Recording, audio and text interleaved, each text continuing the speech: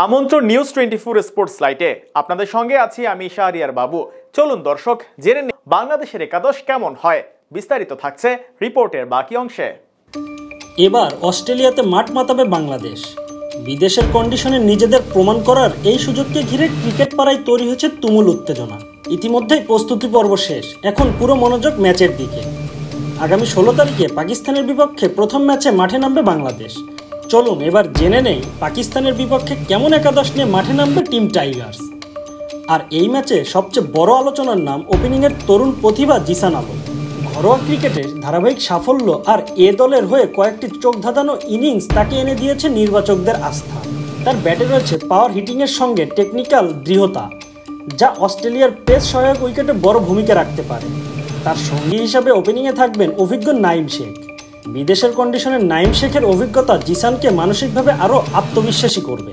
3 নম্বরে থাকছেন আফিফ হোসেন, ফর্মের তুঙ্গে থাকা একজন ব্যাটার। ইনিংস ধরে রাখা ও প্রয়োজনে গতি বাড়ানোর ক্ষমতা তাকে ভিন্ন মাত্রায় নিয়ে যায়। অস্ট্রেলিয়ার পেস ও বাউন্সের বিপক্ষে আফিফ যদি শুরু থেকে ইতিবাচক ব্যাটিং করেন তবে ম্যাচের গতি বদলে যেতে পারে।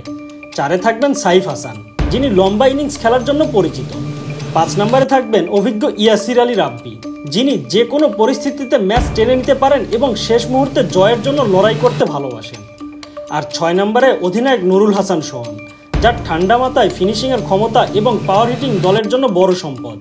এরপর থাকবেন রাকিবুল হাসান, যিনি অলরাউন্ডার ভূমিকায় ব্যাট ও বল দুই বিভাগেই দলে ভারসাম্য এনে দেন, যিনি ভ্যারিয়েশন সমৃদ্ধ স্পিন বোলিং দিয়ে প্রতিপক্ষকে চাপে রাখতে পারেন। এছাড়াও বোলিং আক্রমণের নেতৃত্ব দেবেন হাসান মাহমুদ। অস্ট্রেলিয়ার পেস উইকেটে তার গতি ও বাউন্স প্রতিপক্ষকে সমস্যায় ফেলতে পারে। নতুন বলে মৃত্যুঞ্জয় চৌধুরী সুইং করাবেন, আর ডেথ ওভারে হাসান মাহমুদের ইয়র্কার ও ভ্যারিয়েশন ব্যাটারদের চাপে রাখবেন।